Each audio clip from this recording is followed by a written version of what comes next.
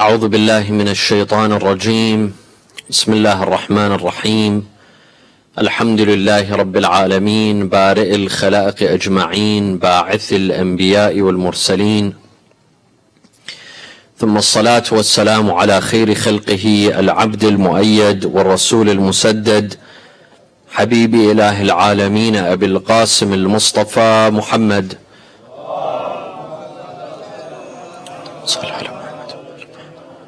وعلى أهل بيته الطيبين الطاهرين وصحابته المنتجبين. صلى الله عليك يا رسول الله، صلى الله عليك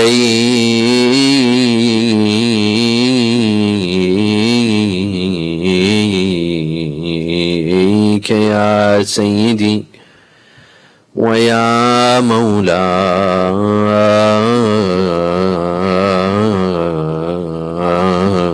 يا أبا عبد الله، يا رحمة الله الواسعة،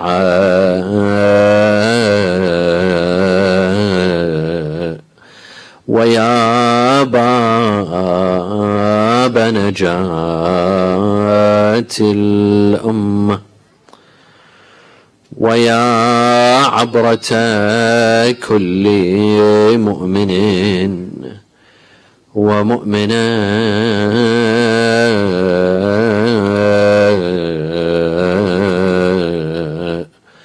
يا ليتنا يا ليتنا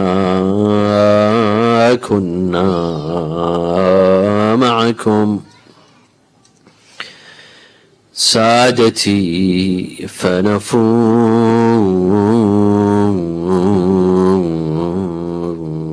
فوزا عظيما. أعوذ بالله من الشيطان الرجيم. بسم الله الرحمن الرحيم. ويضع عنهم إصرهم والأغلال التي كانت عليهم. صلوا على محمد وآل محمد. A second for the love of Imams Al-Hassan wal Hussein.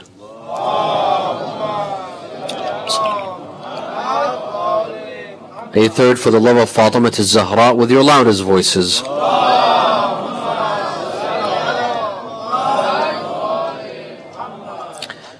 There is a correlation in every society, in every community. The more educated a community is, the more educated a society is, the less likely they are to be accepting of superstitions. And the less educated they are, the more likely they are to be accepting and practicing of superstitions. And this doesn't just apply to communities and societies, it also applies to individuals as well. If you compare different individuals, see a person who is usually superstitious and compare him to someone who is not superstitious. Usually, and of course there's an exception to every law, the person who is more superstitious is generally less educated than the one who doesn't accept and believe in superstition. This is a general law.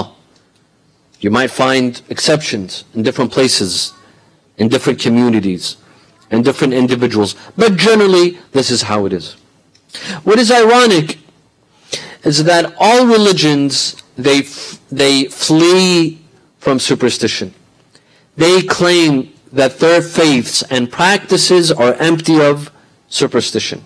And they accuse other faiths of being superstitious,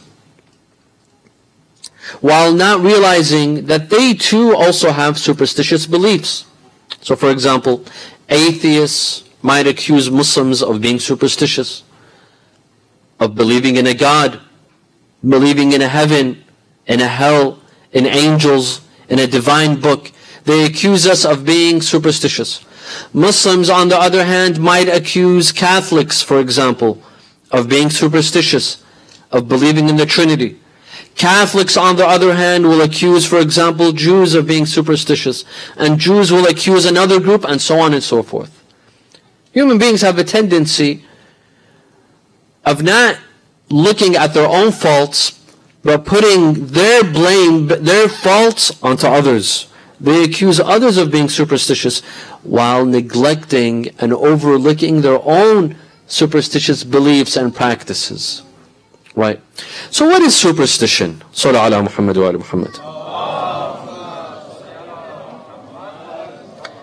Superstition can be a belief, it could be a practice.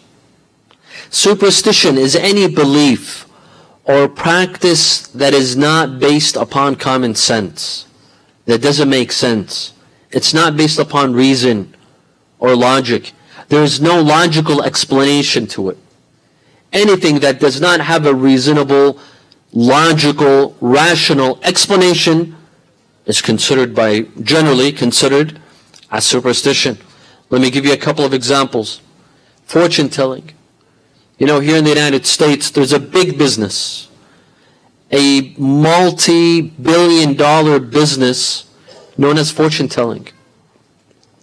There's people that have become millionaires because of this business. Why? Because certain individuals are superstitious. They go to fortune tellers and they want to know their future. Everyone wants to know their future. Human beings generally, they want to know their future. We fear what is to come, so we'd like to know it, right? Or maybe even for financial gains, for business motives. We want to know what will happen in the future. Are the stocks going to go up? Are they going to go down? And so on and so forth. Fortune telling is a multi-billion-dollar industry. And you know where it booms the most? Read on the internet. South Korea. It booms the most in South Korea. And in Japan as well. And even here in the United States. Well, this is superstition. You go to a fortune teller and they tell you the future, what will happen to you, who will you marry, you'll get in a car accident, you'll go to this place, that place. This is superstition. Superstition can include palm reading, which is also a form of superstition, as a form of telling the future. Horoscope, obsession with magic. This is superstition. There are some individuals, they're obsessed with magic, especially in the Middle East. Especially when it's a mother-in-law and her daughter-in-law. A mother-in-law accuses her daughter-in-law of being a magician. She's put a magical spell on her son. While the daughter-in-law accuses the mother-in-law of being a magician, and so on and so forth. Obsession with spirits. This place is haunted. This place has spirits. This place has jinn. So on and so forth. This is superstition. Although jinn exist, jinn do exist, but being overly obsessed that this place is haunted, this place has jinn, this place has spirits, this is superstition. The belief or fear of certain numbers, fear of the number 13, this is superstition. Friday the 13th is an unlucky day. The number 13 is an unlucky number. I've seen some buildings here in the United States. I go in the elevator, you count to 1 to 14, the 13 is missing. There's no 13, there's no 13th floor. From the 12th, it jumps to the 14th. Imagine, this is a high-rise building. It's a multi-million-dollar industry. There's a CEO, it's a corporation, but they believe in superstition. The number 13 is missing. Friday the 13th is an unlucky day. This is all superstition. Sallallahu ala Muhammad wa ala Muhammad. Superstition existed from a long time. And if you look in all cultures, in all nationalities, they have superstitious beliefs. Before the advent of Islam, the Arabs in the Arabian Peninsula, during the days of Jahiliyyah, they were extremely superstitious. They had a lot of superstitions. For example, the Arabian Peninsula to desert, and it wouldn't rain that much. And even till now, it doesn't rain that much. That's why every once in a while, they'll go for Salat al-Istisqa. They go and they pray for Allah to bring down rain. Well, previously, they didn't have something called Salat al-Istisqa. What they would do is, they would gather palm tree leaves. They would get them together. They would tie them in a rope, tie them to a rope, and then tie them to a cow, and then set the leaves on fire. And then they would take the cow on a mountain, set the leaves on fire, they would burn, and then who burns? The cow starts to set on fire. The cow starts to shout. The shouting of a cow sounds like thunder. So these superstitious Arabs, they thought that the sky would be fooled into thinking this is thunder. It would rain, right? And it would not rain. This was part of their superstition. Among their superstitions was that they would bring their cows to a river to drink, males and females. If the males only drank from the river, the females didn't drink from the river, they would assume that these male cows, they have jinn on their horns, so they would beat the faces of these cows to remove the jinn from their faces. This was their superstition. Among their superstition was that if a group of camels, their hot commodity was camels. They lived off of camels. They ate them, they rode them, they drank from their milk, and so on and so forth. If a group of camels would become ill, and there were other camels that were not ill, in order to stop them from becoming ill, they would burn the tongues of camels so that the disease wouldn't be contagious. This was part of their superstition. Islam came and put an end to this. Islam said, don't harm these poor animals. This is an animal. You cannot harm these animals. Rasulullah stated, إِنَّ مِنْ حَقِّ الدَّابَّةِ عَلَى صَاحِبِهَا. Animals have rights. Rasulullah stated that your animal, your cattle, your cow, your camel, your horse, they have rights. One, أن يطعمها كلما نزل أحد الديار.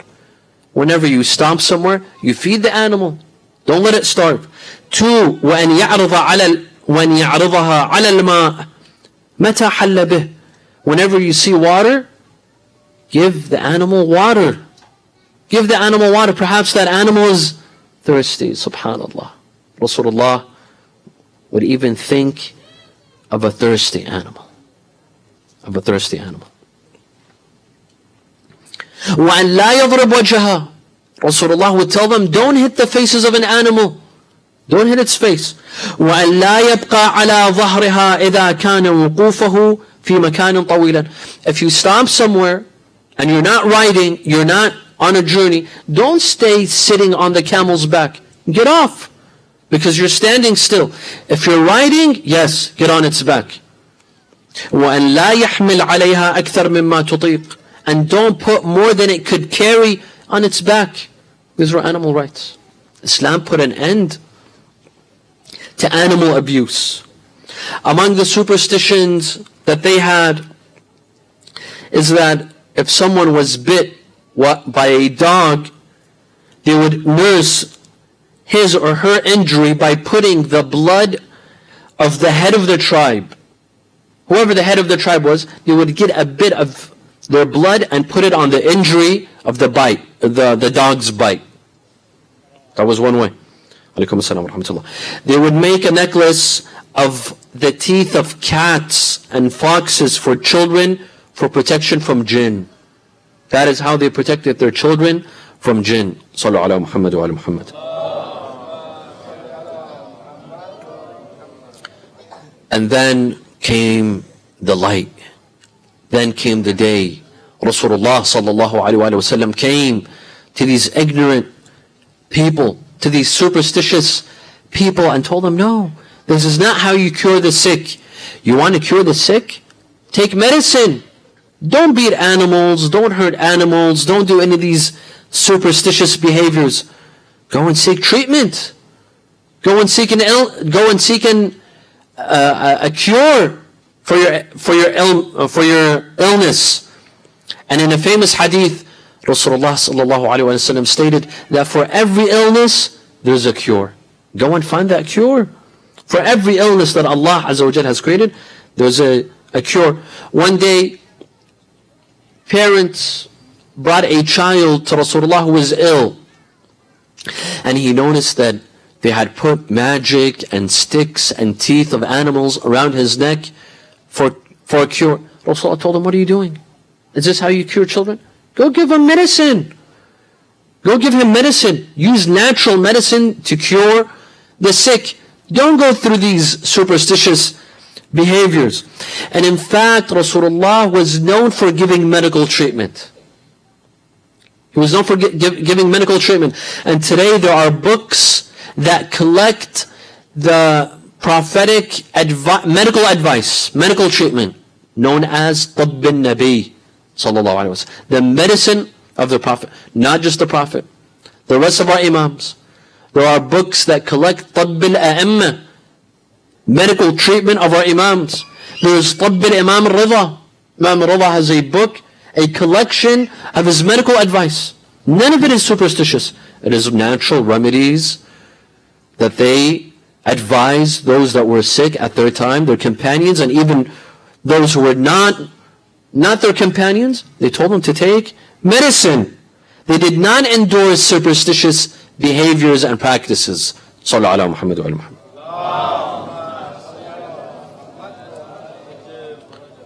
So, Rasulullah specifically, when he came, he fought superstition. He made sure that superstitious beliefs and practices do not remain in Islam. For example, when his son Ibrahim died, Ibrahim was 3 years old, 4 years old. Everyone knows the story of how he died. One day Rasulullah sallallahu alaihi wasallam had Imam Hossein on his lap and his son Ibrahim on his lap. Jibreel came down. Told him, Ya Rasulullah, Allah says you have to choose one. You cannot keep both. One of them has to die, and you choose. Rasulullah said that if I choose my grandson Hussein, several people will be upset. His father Ali, his mother Fatemah, I will be upset. Khadija will be upset. But if Ibrahim dies, it's only me and Khadija. So I will choose Ibrahim. He chose Ibrahim. He fell ill, and after 3 days Ibrahim died. And when Rasulullah sallallahu alaihi wasallam would see Imam Hussein, he would say, "Fadaytu man fadaytuhu bi Ibrahim." May I be the sacrifice for the one who Ibrahim became the sacrifice for him. Because Ibrahim became a sacrifice for Imam Hussein. Anyhow, the day that Ibrahim alayhi salam, the son of Rasulullah, died, there was an eclipse. There was a solar eclipse. People in Medina, they said that this eclipse is because of the death of Ibrahim. Rasulullah got on the minbar and he said, what are you saying? Solar eclipse, lunar eclipse, these are signs of God. This has nothing to do with the birth of a human being and the death of a human being. أن الشمس والقمر آيتان من آيات الله يجريان بأمره مطيعان له. The sun and the moon are two signs of God. They obey God. لا ينكسفان لموت أحد ولا لحياته. The sun and the moon will not go into eclipse due to a birth of a human or the death of a human. This is superstition. This is superstition. Rasulullah forbade such a belief. And then he said, let's get up and pray Salat al-Ayat. He came down from his minbar and he led his companions in Salat al-Ayat. Rasulullah, if it was anyone else, they might have taken advantage of the situation. They said, see, there was a solar eclipse for the death of my son. That means I'm special. That means my son is special. Others would have taken advantage of the situation. Rasulullah refused. Because this is superstition. I remember in Iraq, one of the Grand Maraja passed away in one of the years. I won't mention his name and I won't mention the name of the year. The same day that he passed away, there was a solar eclipse. Everyone in Iraq said that solar eclipse is due to the death of that marja. while it has no relationship. That is superstition. This is what Rasulullah says. Rasulullah says that the solar eclipse and lunar eclipse, it has nothing to do with people's death. It's a coincidence. And I remember several years ago, maybe 10 years ago, I was in Qom, in Iran. That day, one of the prominent maraji' was buried in Qom. That day, incidentally, there was a major earthquake. And the epicenter was in Qom. I remember at the time, many people said that that earthquake was caused due to the death and burial of this marji'. While it has absolutely no relation. This is superstition. These are natural causes. These are natural signs. They don't occur because of individuals' death or birth, except one exception. And we will mention at the end of the lecture, inshallah. Sallu ala Muhammad wa ala Muhammad. So this was superstitious belief that Rasulullah stopped. Rasulullah fought. Rasulullah was 4 years old. His caretaker, Halima Sa'diyah, one day she put a necklace made of Yemeni stones on the neck of Rasulullah for protection. Rasulullah refused. He was 4 years old. He refused. He said, I have a protector. These stones will not protect me. What are these stones? These stones won't do anything. I have a protector. Allah Azza wa Jal will protect me. When Rasulullah sent Mu'adh ibn Jabal, one of his companions, he sent him to Yemen. Among the advice that he gave Mu'adh, he told him, وَأَمِتْ أَمْرَ الجَّاهِلِيَّةِ أَمِتْ أَمْرَ الجَّاهِلِيَّةِ Don't leave any traces of the days of Jahiliyyah. Any of their superstitious beliefs, any of their practices, destroy it. Don't allow superstitious beliefs from the days of Jahiliyyah to remain in Yemen or anywhere else. Right? So among their superstitions during the days of Jahiliyyah is that when they entered new cities or neighborhoods, they feared the jinn in those cities. And they feared the diseases and illnesses of that city. So what they would do is they would make the sounds of donkeys. وَأَنَّ أَنْكَرَ الْأَصْوَاتِ لَصَوْتُ الْحَمِيرِ They would make the sound of donkeys to scare away jinn. If they would get lost in the desert, how would they find their way back?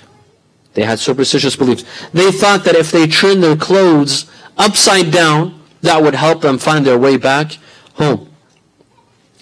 When they traveled outside of home, outside of the city, and they feared infidelity and deceit from their spouses, they would tie knots on the branches of a tree. If the tie remained after their return, that means no deceit had taken place. If the knot was broken, then that means deceit had taken place. This is ridiculous. This is nonsense. This is pure stupidity. Among their superstition was that if their children lost their teeth, the parents would hold up the teeth to the sun and ask for better teeth. These are some of the superstitions during the days of Jahiliyyah. What about now? Are there superstitious beliefs? Absolutely. Sallu ala Muhammad wa ala Muhammad. Today, you find from culture to culture, there's a lot of superstitions. And not just in the Middle East. You find here people, even those that have migrated to the West, yet they still are superstitious. They have superstitious beliefs. For example, when they fear the evil eye, what do? They knock on wood. Where is that? How does that make sense? How does knocking on wood cure the evil eye or repel the evil of the evil eye? This is superstition. In some places, if a sandal is flipped on its face, they have to flip it back because that's bad luck. I've seen in some countries, I won't mention names, during the nikah ceremony, when I'm reciting the nikah ceremony, everyone has to open their hands. You can't put your hands together. You can't fold your hands together because that's bad luck for the bride and for the groom. You have to open your hands. That's pure superstition. There are some, they attribute good luck and bad luck to their children. If God, for example, gives them a girl, and that year they go out of business, they say, this girl brought me bad luck.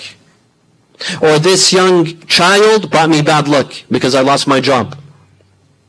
Or the bank took away my house. Or I applied to a job and I couldn't get the job. They attribute good luck and bad luck to children. How does that make sense? That's superstition. There are some that attribute good luck and bad luck to a home. To a home. They go into a new home, but that year, for example, they get a divorce.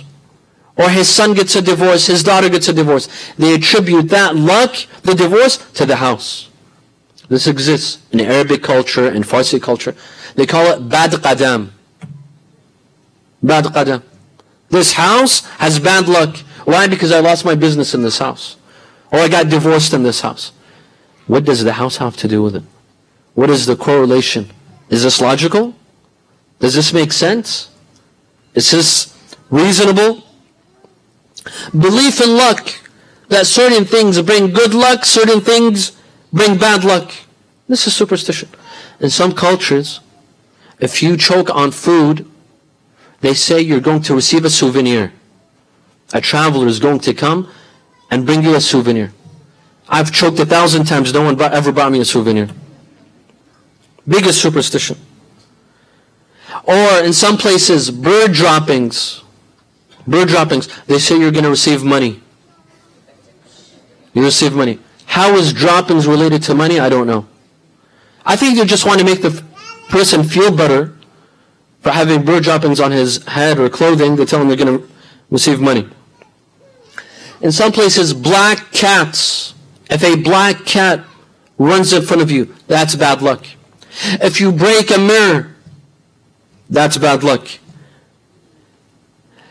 Here in the United States, if the groom sees the bride in her white dress before the wedding, that's bad luck. That might lead to a divorce. The groom cannot see the bride before the wedding in her dress. Here in America, they believe in this. If your ear rings, that means someone's talking about you. If you hear ringing in your ears, that means someone's speaking about you. If it's in your right ear, they're saying good things about you. If it's in the left ear, they're probably calling you fat.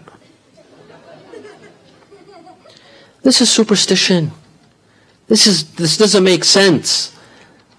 Superstition, as we said, it's things that there's no relationship between this and that. There's no logical relationship. There's no reason behind it. Sallu ala Muhammad wa ala Muhammad. Why do we have superstition? This is the question. Why is it that sometimes you see educated people? You know, we're living in 2018, yet some people are still superstitious. Right? And it's not just, back home, they would say this is old lady stories. Kulsum nane. This is old ladies. They would tell fables and legends. No, it's not just, as they say in our countries, old lady stories. No. Sometimes you see educated people that are superstitious. Why? It's because of lack of analysis. Lack of critical thinking. If we were to stop for 1 minute and say, wait, hold on a second. What's the relationship between a black cat crossing in front of me and bad luck? And that my day is going to be bad. What is the relationship? If we have critical thinking in our lives, if we think critically and analyze, we wouldn't be superstitious. We wouldn't accept superstitions. The Quran came to fight superstition. The Quran comes and says that you don't have to follow the footsteps of your previous generations, your fathers and your forefathers.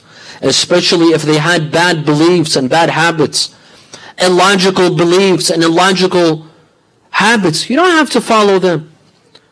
وَإِذَا قِيلَ لَهُمْ اتَّبِعُوا مَا أَنزَلَ اللَّهُ قالوا بل نتبع ما ألفينا عليه آباءنا. When Rasulullah would tell them, follow Allah, they say, no, we follow our forefathers. أولو كان آباؤهم لا يعقلون شيئا ولا يهتدون. What if your forefathers did not think? They didn't think rationally. You still have to follow in their footsteps. Just because a superstition exists in our culture, in our community, that means we have to take it and pass it on to our children? No. Why did the Arab, during the days of Jahiliyyah, bury their daughters alive? Why? One of the reasons is because they thought these girls would bring bad luck to them. He didn't want to have bad luck. So he would get rid of the daughter, the little girl, as soon as she's born, to get rid of that bad luck. وَإِذَا بُشِّرَ أَحَدُهُمْ بِالْأُنْثَى ظَلَّ وَجْهُهُ مُسْوَدًّا وَهُوَ كَظِيمٌ. If one of them is told that your wife gave birth to a daughter, his face becomes sad and he begins to run away. يَتَوَارَى مِنَ الْقَوْمِ مِنْ سُوءِ مَا بُشِّرَ بِهِ. He begins to hide from his friends because he's embarrassed. He's embarrassed, he's ashamed. مِنْ سُوءِ مَا بُشِّرَ بِهِ أَيَمْسُكُهُ عَلَى هُونٍ. Should he keep the child but with disgrace? أَمْ يَدُسُّهُ فِي التُّرَابِ. Or should he go and bury that child and get rid of the bad luck, get rid of the disgrace? سَاءَ مَا يَحْكُمُونَ. They thought this was bad luck. Girls got them bad luck. Islam came and said exactly the opposite. Islam came and said girls are blessings. Girls are blessings in a home. If you have a little daughter, know her value. She's a blessing. She's not a disgrace. She's not bad luck. On the contrary, there are hadith by the Prophet that if you are given a daughter that year, your sustenance, your rizq, your salary, it will increase. Having a daughter is good luck. It's not bad luck. Look at the difference between the days of Jahiliyyah and the days of Islam. But the problem is that superstition, where does it originate from? Ignorance. Ignorance. These superstitions, they come from ignorance, lack of knowledge, lack of critical thinking. When we put our minds aside, this gift that Allah Azza wa Jal has given us, when we don't use it, this is what happens. We begin to accept superstitious beliefs. Sallu ala Muhammad wa ala Muhammad. Allah tells us in the Quran that one of the reasons why He sent Rasulullah and why He sent other prophets is to release people from their chains and shackles. وَيَضَعُ عَنْهُمْ أَصْرَهُمْ وَالْأَغْلَالَ الَّتِي كَانَتْ عَلَيْهِمْ. Rasulullah came to break people's chains, break them free. What sort of freedom? There's two kinds of freedoms. There's two kinds of slaveries. One slavery is physical, when you're in physical chains. And one is when your mind is in chains. You can't think freely. You're under the spell of someone. You're under the influence of an individual, of a culture, of a group. You can't think freely. Rasulullah came to break the second kind of chains, not the first. Or maybe even the first. To free people physically and intellectually. Think freely. Don't be abused intellectually by your group, by your people telling you that about these superstitions. Imam Ali alayhi salam, he says, Allahumma salli ala Muhammad wa ala. He says regarding the reason why Allah sent prophets and messengers, يُثِيرُ لَهُمْ دَفَائِنَ الْعُقُولِ. Prophets came to ignite people's minds, get people to think, rationally think. What are we doing? Why are we doing this? What is our aim in life? What is our objective in life? Why do I do the things that I do? Why do I believe in the things that why do I worship these idols? These idols that don't help, don't support, don't give life, don't take away life. They don't do anything. Why? This is the role of prophets. So how can we avoid superstition, my dear friends, in our communities, in our families, we as individuals? How can we avoid superstitious beliefs? By encouraging critical thinking, by encouraging analysis and rational thinking. We need to ask ourselves regarding our practices that we perform. Why do I do this? Just because I've learned it from my country back home? Is that enough of a justification? If it doesn't make sense, does it make sense? Is it logical? Is it reasonable that I do this? That I believe in this? We have to ask these questions. Unfortunately, there are some people that avoid critical thinking. When we go to college, when we go to university, what's the number one thing that they teach us? If you ask me, what is the benefit of studying at university? Other than getting a job, picking up a profession, the 4 years of getting a bachelor's degree. If you ask me, what is the benefit? I'll tell you in one sentence. Or in 2 words, not even a sentence. Critical thinking. At university, we are taught how to critically think. Not to take anything for face value. Whatever I tell you, at university we're taught to question. Why is this? If I tell you right now that it's raining extremely outside, some people that don't think rationally, they'll say, Khalas, the Sayyid, he's sitting on a minbar. Obviously he's not lying, he's telling us that it's raining. Someone else that's thinking critically will say, hold on a second. This building is made out of wood. If it's raining, we would hear it. And I would see it on my app, and I would hear it on the news. This is how you think critically. And then you would reach a conclusion that the Sayyid is either lying or he's mistaken. This is what we learn. But unfortunately, at university we're taught to think critically. But in some places we're not. Unfortunately, in some mosques and in some Islamic centers, we are not taught to think critically. On the contrary, we are told not to think critically. No. Take things for face value. Do not dare to question certain things. Do not dare to question certain facts or certain historical events or certain beliefs or practices. No. This is not your job. Take it. If the Mawlana said this, the scholar said this, the Sayyid said this, khalas, take it. Don't question. Don't come and say, well, how did this happen? How did this occur? Why do we believe in this? No. Unfortunately, some of us in some of our communities, we avoid critical thinking and we avoid the speakers and scholars that encourage us to critically think. Isn't this a shame? You go to a certain community, a certain mosque, Islamic center, alhamdulillah, you don't have this problem here.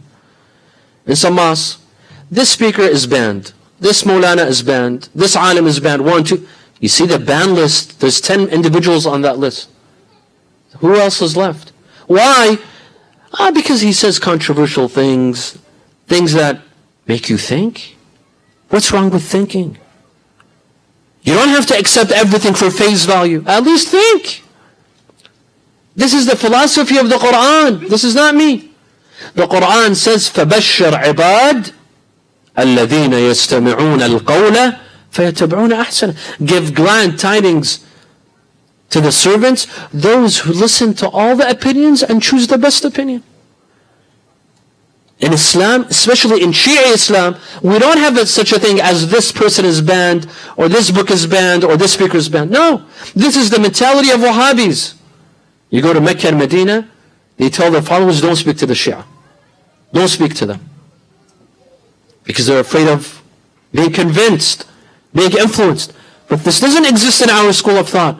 Don't speak to this individual, or don't speak to that. Why? Are we insecure of our faith?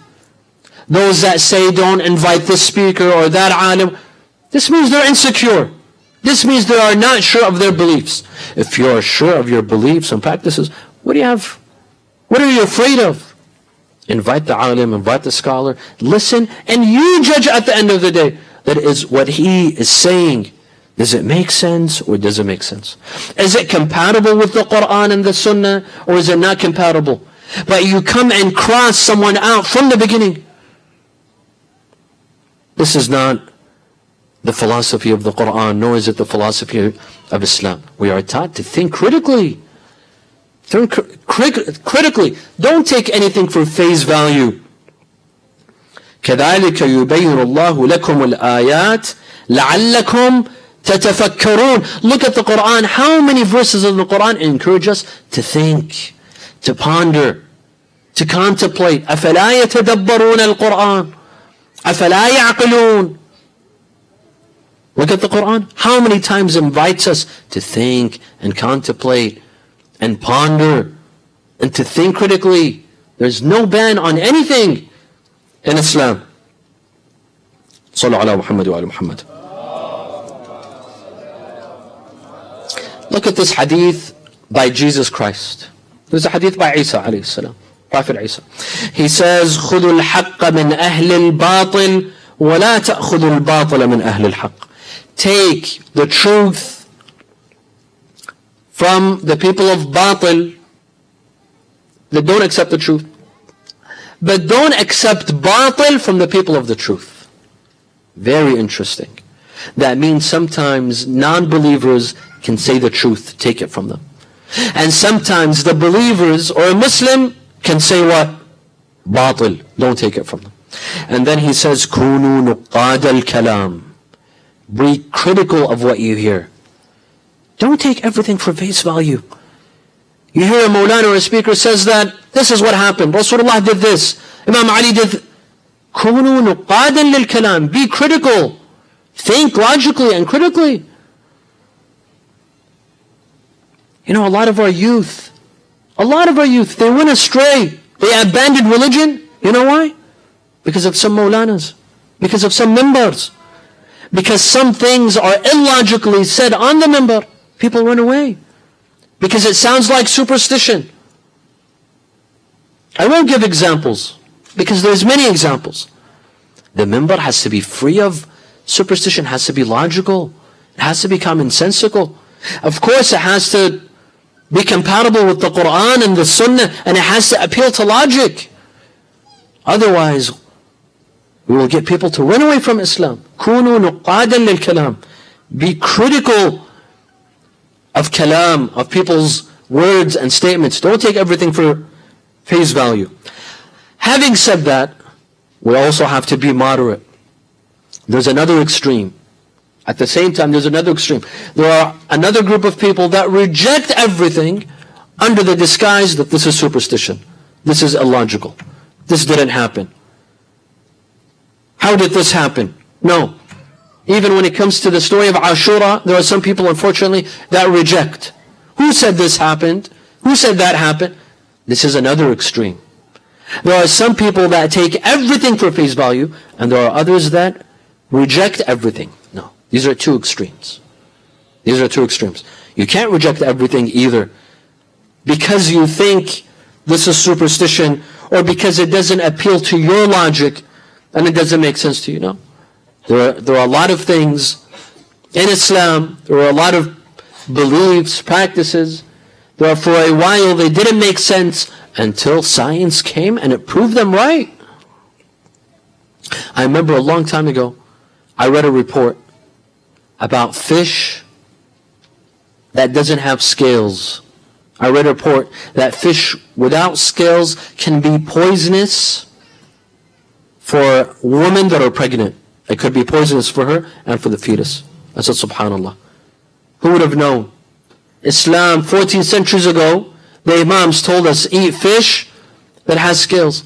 Some things might not make sense to you at the moment, but later on, science will come and prove that Allah correct and say that it has a benefit. There's a reason for it. So we can't jump and reject certain ahadith, certain narrations with the justification that this is superstition. No. For example, well, let me say this first and then give the example. Sometimes the Imams would dummy down certain concepts. Why? Because people at the time couldn't understand, couldn't comprehend everything, so they would dummy it down for them. For example, the Imams would say, don't leave trash in your front yard.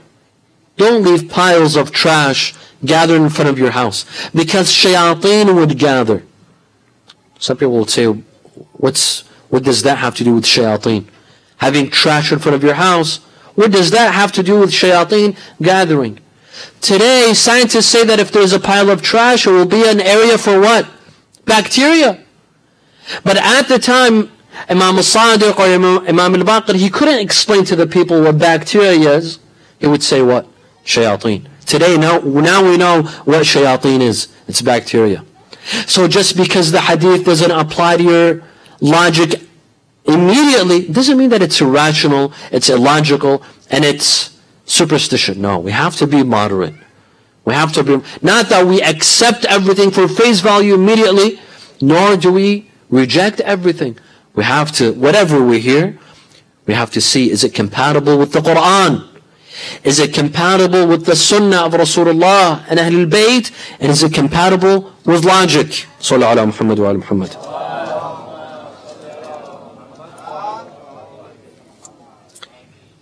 Scholars have to do their job. There are some scholars, unfortunately, instead of educating the masses, they encourage superstition. There are some scholars in some places, their job is not to admonish and to speak. They live off of three things. Number one, give magical spells. People call them. They tell them there's magic. They write spells for that magic. Two, they answer questions about jinn. Three, dream interpretations. There are some, unfortunately, they have no other job other than to interpret dreams. And if they really want to be productive, they take istikharas. Now these things, they're not superstition. There is jinn, and there is magic. The Quran mentions magic. But overly obsessing over these things, it makes it what? Superstitious. All you think about is magic. All you think about is jinn. All you think about is the dream that you had last night. This makes it superstitious. And unfortunately, scholars should not buy into this. Scholars should educate the masses that we shouldn't be paying attention to things like this. We should be fighting superstitious beliefs. And what I mean by that is overly obsessing over these things.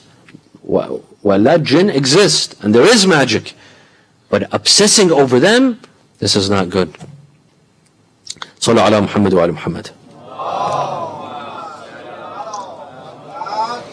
Earlier in the lecture, I mentioned a hadith by Rasulullah in which he stated a solar eclipse and a lunar eclipse that does not occur for the death of any human being. There's one exception. And that exception was whom? Imam Hossein alayhi salam. Imam Hossein alayhi salam, on the day that he died, and this is not in Shi'i sources only. You will find this in Sunni sources. You will find this in Tabari. In fact, you will even find this in British history.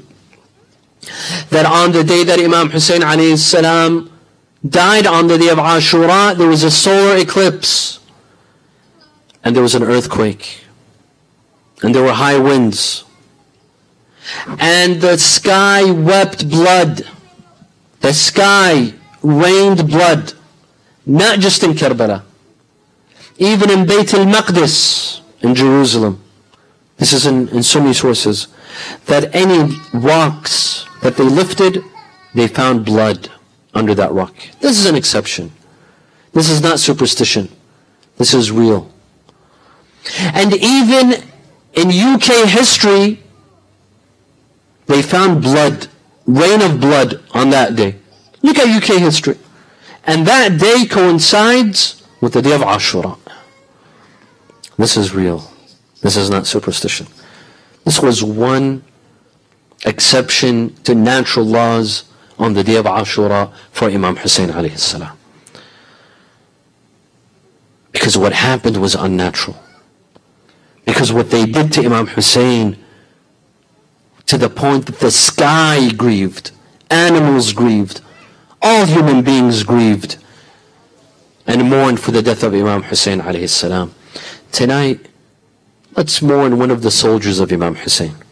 Someone who first stood in the face of Imam Hussein and did not allow him to go to Kufa. Imam Hussein was headed towards Kufa.